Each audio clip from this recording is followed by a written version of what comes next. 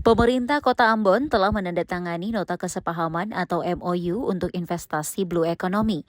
Penandatanganan ini dilakukan oleh Wali Kota Ambon, Bodewin Watimena, didampingi Wakil Wali Kota Ambon, Elitoy Suta, dengan Kamar Dagang dan Industri Kadin Indonesia dan Transition Fund Limited, TFL, yang berbasis di Hong Kong, Jakarta pada Rabu 25 September 2025.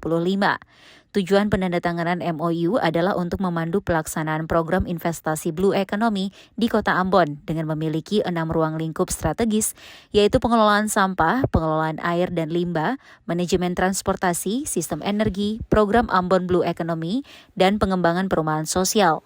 Penandatanganan MOU tersebut lantas mendapat apresiasi Ketua BPD HIPMI Maluku Muhammad Reza Moni. Dirinya pun menyatakan kesiapan HIPMI dalam mengambil peran untuk mendukung kebijakan Blue Economy. Salah satunya dengan menjaga lingkungan dengan memproduksi produk daur ulang sampah, terutama yang berasal dari laut. Tujuannya untuk menjaga kesehatan laut sambil menciptakan pertumbuhan ekonomi.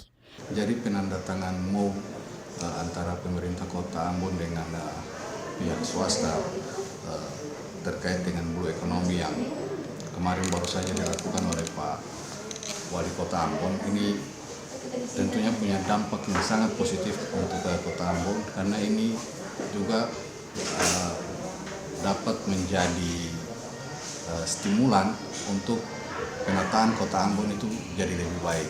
Nah, tentunya HIPMI juga berharap bisa berperan di dalam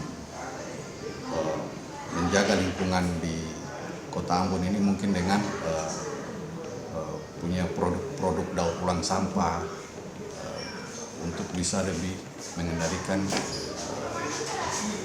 lingkungan di Kota Ambon.